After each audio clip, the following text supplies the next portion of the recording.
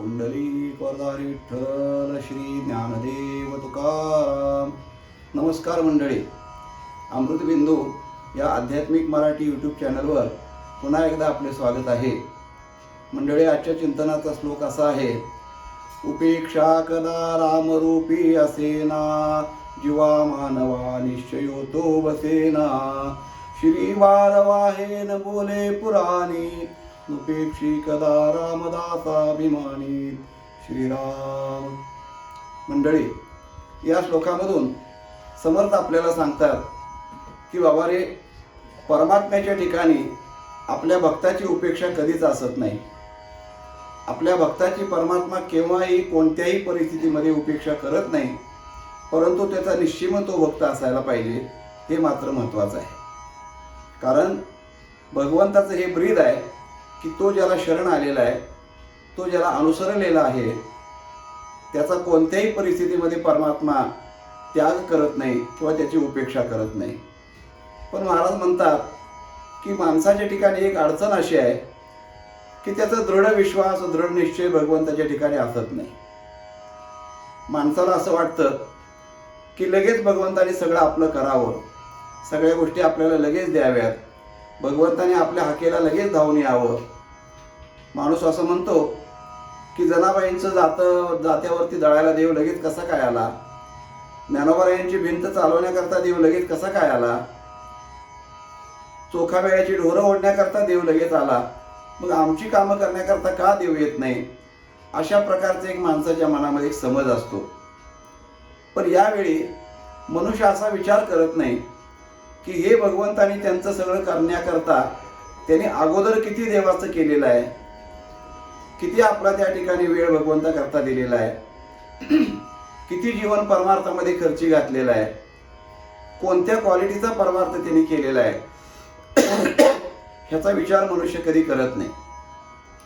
आपल्याला असं वाटतं की एकदा आम्ही देवाचं नाव घेतलं, एकदा पंढरपूरच्या वारीला जाऊन आलो, एकदा माळ गळ्यात घातली, एकदा सज्जनगडाला जाऊन आलो की श्रीरामाने आमचं सगळंच करावं, आमच्या अधीन देव व्हावा, आमचं म्हणणं देवाने ऐकावं, असं माणसाला वाटत असतं.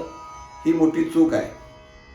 भगवंताचं एक तत्व आहे की तो संपूर्णपणे जो आपल्याला अनुसरलेला आहे, म्हणजे काया वाचा मने जीवे सर्वस्वी उदार, हे जे भक्ताचं लक्षण आहे, असं भक्ताचं लक्षण ज्याच्या ठिकाणी आहे त्याची सर्वस्वी जबाबदारी परमात्मा घेत असतो, हे आपण लक्षात ठेवलं पाहिजे.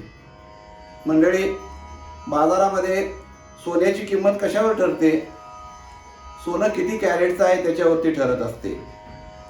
24 कॅरेट सोन्याची किंमत वेगळी, 22 कॅरेटची वेगळी, 20 कॅरेट वेगळी, 18-14 कॅरेटपर्यंत सोनं विकलं जातं, त्याची किंमत वेगवेगळी असते. माणूस म्हणतो ते सोनंच आहे, मग किमतीमध्ये का फरक? तर त्याची गुणवत्ता किती म्हणजे प्युअर आहे त्याच्यावरती त्याचं ठरत असतं मूल्य. तसंच भक्तीमध्ये आहे. आपण जी भक्ती करतो, आपण जो परमार्थ करतो, तो कोणत्या प्रतीचा आहे परमार्थ, त्याच्यावरती त्या परमार्थाचे असणारं मूल्य भगवान परमात्मा ठरवत असतो. भक्त सगळेच आहेत देवाचे. देखे मनुष्य जात सकळ, स्वभावताची भजनशील असं माऊलीने म्हटलेलं आहे, परंतु त्याच्यामध्ये फरक आहे. म्हणून जो मज होय अनन्य शरण, त्याचे निवारी मी जन्ममरण. आता त्याचे निवारी, सर्वांचे नव्हे, हे महत्त्वाचं लक्षात घेतलं पाहिजे. आपणही भक्ती करतो, पण आपली भक्ती कशी आहे? वेळ मिळाला तर, सवड मिळाली तर, मनात आलं तर, मूड लागला तर, अशी आपली भक्ती आहे. अशा मूडवरती जर आपण भक्ती करत राहिलो तर देवाचाही मूड तसाच असतो. तो म्हणतो मूड लागला तर बघीन त्याच्याकडे, माझा मूड नाही लागला तर नाही बघणार. त्याची काय चूक आहे?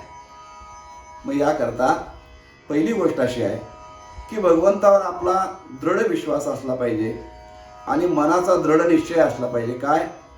की परमात्मा हे माझं सर्व असणाऱ्या सगळ्या गोष्टी परमात्मा स्वतः जबाबदारीनं पार पाडेल, अशा प्रकारचा दृढ विश्वास भक्ताचा असला पाहिजे. तुकाराम महाराज म्हणतात की परमार्थातलं मुख्य भांडवल जर काय असेल तर भांडवल गाठी तरी विश्वास. परमार्थ करत असताना विश्वास हे परमार्थाचं मुख्य भांडवल आपल्या पदरात असलं पाहिजे. तो जर नसेल तर केलेला परमार्थ वाया जातो.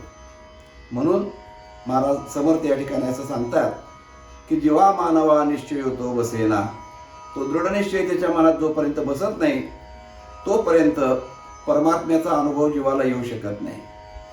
तसं तर परमात्मा सगळ्याच गोष्टी, तो जगाचा पालनहार आहे, सगळ्यांचं पालन तोच करतो, यामध्ये विशेष नाही. पण भक्तांच्या करता जे देव करत असतो ते विशेष असतं आणि त्याकरता तो विशेष भक्तही तसा असावा लागतो. म्हणून समर्थ म्हणतात की तुम्ही त्या भगवंतावर दृढ निश्चय ठेवा, दृढ विश्वासाने त्याच्या सेवेला लागा, परमार्थ करा, नामचिंतन करा. तो तुमची उपेक्षा कधी करणार नाही, कारण त्यानं तसं वचन दिलेलं आहे. काय वचन दिलेलं आहे? श्री भारव आहे न बोले पुराणी. भगवंतानी पुराणांमध्ये असं जागोजागी वचन दिलेलं आहे की बाबा रे, जे मला अनुसरलेले आहेत, मला शरण आलेले आहेत, त्यांचा सगळा भार मी माझ्या मस्तकावरती घेतो. त्यांना कोणत्याही प्रकारचा मी त्या ठिकाणी ओझं होऊ देत नाही त्यांच्या संसाराचं. हे वचन भगवंताने दिलेलं आहे.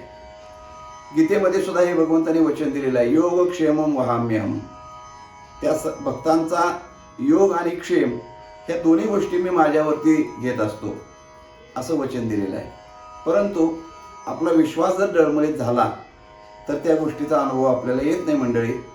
याकरता एक गोड अशी गोष्ट कथा या ठिकाणी सांगावीशी वाटते. भगवान श्रीकृष्णाचा अत्यंत परमभक्त एक ब्राह्मण होता, वेदशास्त्र संपन्न होता आणि अतिशय भगवंतावर निष्ठा होती. त्याचा नित्यनेम असा होता की रोज सकाळी स्नान झाल्यानंतर मंदिरामध्ये भगवंताच्या जायचं आणि भगवद्गीतेचा पाठ करायचा, रोज भगवद्गीता संपूर्ण म्हणायची, अशा प्रकारचा त्याचा नित्यनेम होता. आणि त्यानंतर मग बाकीची सगळी कामं करायची. त्याचा भिक्षुकीचा व्यवसाय होता.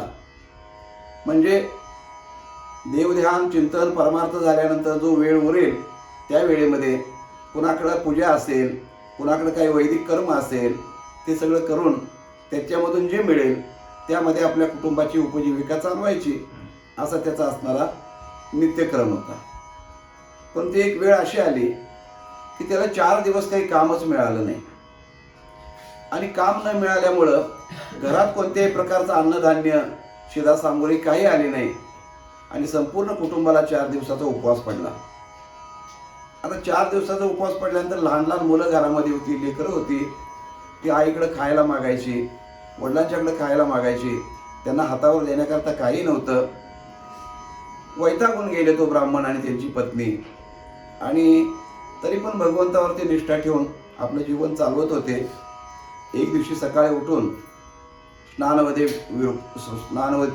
सगळं उरकून तो ब्राह्मण मंदिरामध्ये गेला आणि भगवद्गीतेचा पाठ करू लागला. आणि त्या पाठामध्ये हा श्लोक आला की अनन्या चिंतयन्तो माम ये जना पर्युपासते तेषां नित्याभियुक्तानां योगक्षेमं वहाम्यहम. या श्लोकापर्यंत वाचन आल्यानंतर एकदम त्याच्या मनामध्ये असं आलं की भगवंताने तर गीतेमध्ये असं म्हटलेलं आहे, योगक्षेमं वहाम्यहम, असं भगवंताने म्हटले, परंतु माझ्या बाबतीत काही तसं दिसत नाही. एवढी माझी उपासमार माझ्या कुटुंबाची चाललेली आहे. भगवंत योगक्षेम चालवतो असं जर म्हणत असेल तर माझा योगक्षेम बघायला पाहिजे होता. बहुतेक गीतेमध्ये चुकीचं काहीतरी लिहिलं गेलं असावं, असं म्हणून योगक्षेमं वहाम्यहम या ओळीवरती लाल पेनाने त्यांनी खाट मारली, म्हणजे ती खोडली ओळती. आणि पुढचा गीतेचा पाठ उरकून घरी यायच्या हिशोबानं तो पुढचा गीतेचा पाठ म्हणू लागला. इकडे ब्राह्मण पत्नी घरामध्ये होती, लहान लहान मुलं होती आणि एक 10-11 वर्षाचा लहान मुलगा पाठीवरती भलं मोठं ओझं घेऊन त्या ठिकाणी दारामध्ये आला आणि हाका मारू लागला, काका आहेत का, काका आहेत का. तेव्हा त्याची पत्नी बाहेर आली आणि नाही रे बाळा म्हणले, तू कोण. म्हणे काकानेच मला इकडं पाठवलंय. काका घरी नाहीत आले का. म्हणे नाही अजून आले, मंदिरात गेलेले आहेत. पण तू कोण. म्हणले आधी पाठीवरचं ओझं उतरून घ्या. तिने ते पाठीवरचं त्या मुलाच्या पोतं ओझं उतरवलं. काय आहे रे याच्यामध्ये. त्यांनी सांगितलं शिधासामुग्री पाठवलेली आहे, काकाने पाठवलेली आहे. माझ्या मालकाची आणि काकांची दोस्ती आहे आणि माझ्या मालकाने त्यांना शिधा सामुग्री दिली. त्यांनी मला सांगितलं की तूही घरी घेऊन चल, मी तोपर्यंत येतो. म्हणून मी शिधा सामुग्री आणलेली आहे. आणि त्या ब्राह्मण पत्नीला मोठा आनंद झाला. तिने ते पोतं सोडून बघितलं. त्याच्यामध्ये गव्हाचं पीठ होतं, तांदूळ होता, गूळ होता, तूप होतं, भाजी होती, सगळ्या प्रकारचे लागणारे शिधा सामुग्री जेवणाकरता त्याच्यामध्ये विपुल प्रमाणात त्या पोत्यामध्ये होतं. आणि तिला मोठा आनंद झाला. थांब रे बाळा, तुला जरा पाणी आणि गुळाचा खडा देते म्हणून ती ब्राह्मण पत्नी आत गेली. येऊन बघते तोपर्यंत त्या ब्राह्मणाच्या मुलाच्या तोंडाकडे तिने पाहिलेलं नव्हतं. आणि तोंडाकडे बघितल्यानंतर तिला आश्चर्य वाटलं. असं तोंड सुजलेलं होतं, दातातून रक्त बाहेर येत होतं. तिने विचारलं, का रे बाळा, एवढा तू चांगला देखणा, सुंदर, गोजीरवान आहेस, सात्विक आहेस, आणि अशा तुला मारलं कोणी रे? म्हणले, तोंडातनं रक्त यायला लागले, गाल सुजलेले आहेत, बोटांच्या ओळी उठलेले आहेत गालावर. काय झालं, कोणी मारलं? म्हणे, काकी काय सांगायचं, काकानेच मला मारलं म्हणे. काकाने तुला मारलं? आणि तू तर हे सगळं घेऊन आलास आणि तुला काकाने का मारलं? माहिती नाही मला, पण काकाने मला मारलं म्हणे. थांब आता म्हणे, त्यांना घरी येऊ दे, जावच विचारते की एवढ्या चांगल्या मुलाला का मारलं, असं त्या ब्राह्मण स्त्रीनं सांगितलं. तो मुलगा ठीक आहे म्हणाला आणि त्या ठिकाणाहून ती सामुग्री देऊन निघून गेला. गीता पठण पूर्ण करून ब्राह्मण घरी आले आणि घरी येऊन पत्नीला विचारतात की हे सगळं कुठलं काय, ही सगळी सामुग्री कशी काय? तेव्हा तिने सांगितलं, तुम्हीच ते त्या मुलाकडनं पाठवून दिली ना, तुमच्या कोणी मित्रानं दिलेलं आहे आणि त्या मुलाला घेऊन जा म्हणून सांगितलं, मी गीता पठण करून येतो म्हणून सांगितलं. आणि का हो, त्या पोराच्या थोबाडीत का मारली तुम्ही? अगदी पोराच्या तोंडातून रक्त गळत होतं, एवढी जोरात थोबाडीत मारायची असते का? ते ब्राह्मण विचार करू लागले की कोण मुलगा, कुठला मित्र, कुणी शिधा सामुग्री दिली आणि घरला कोण घेऊन आला आणि मी कोणाच्या थोबाडीत मारलं? कशाचाच संबंध कशाला जुळेना, कोणत्याच गोष्टीचं काही आकलन होईना. विचार करता अंती असं लक्षात आलं की आपण एखाद्याच्या थोबाडीत मारलं याचा अर्थ काय? तर त्याच्या लक्षात असं आलं की भगवद्गीता वाचत असताना योगक्षेम वहाम्यहम या भगवंताच्या वचनावर आपण गैरविश्वास दाखवला, लाल पेनाने ती वाक्य फोडलं, याचा अर्थ भगवंताच्या थोबाडीत आपण मारलं. भगवंताच्या वचनावर अविश्वास दाखवणं म्हणजे त्याच्या थोबाडीत मारणं, असा अर्थ त्याचा झाला.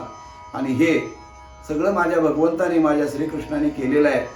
माझ्या कुटुंबाकरता ही सगळी शिधा सामुग्री, हा सगळा असणारा बाजार वगैरे तोच घेऊन आलेला आहे. माझा योगक्षेम त्या भगवंताने चालवला, ही गोष्ट बरी आहे, बरोबर आहे. परंतु मी मूर्खानं त्याच्यावरती गैरविश्वास दाखवला, इथं माझा दोष आहे, भगवंताचा दोष नाही. या गोष्टीचा त्याला पश्चाताप झाला. खूप अशा प्रकारचं वाईट वाटलं. भगवंताच्या चरणावर जाऊन गडबडा लोळला, पश्चातापाने आपल्या तोंडात मारून घेतलं आणि इथून पुढं देवा, तुझ्यावरती मी गैरविश्वास दाखवणार नाही. तुला जे माझं योग्य असेल ते तू करू शकतोस, ह्याच्यावरती माझा आता विश्वास बसलेला आहे.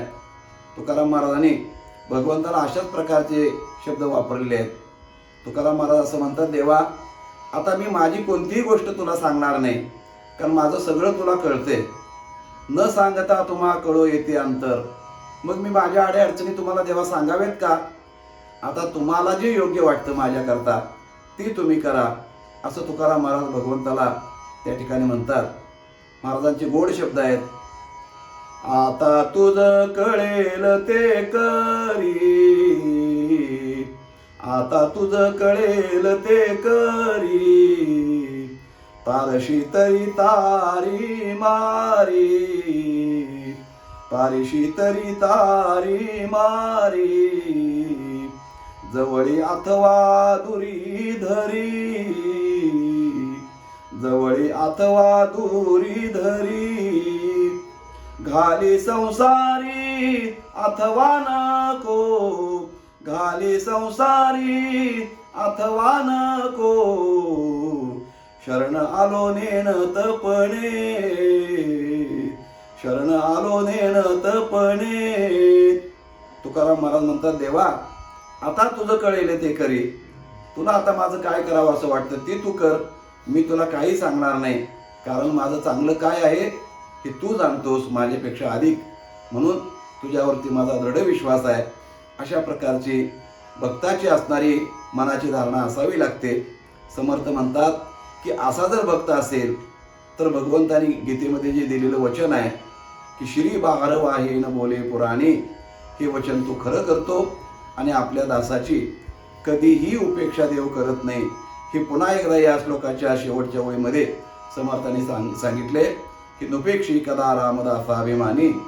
या गोष्टीवरती भगवंताच्या भक्ताने विश्वास ठेवावा आणि त्याप्रमाणे आपल्या जीवनामध्ये वाटचाल करत राहावं, अशा प्रकारची शिकवण समर्थांनी या चिंतनामधून आपल्याला दिलेली आहे.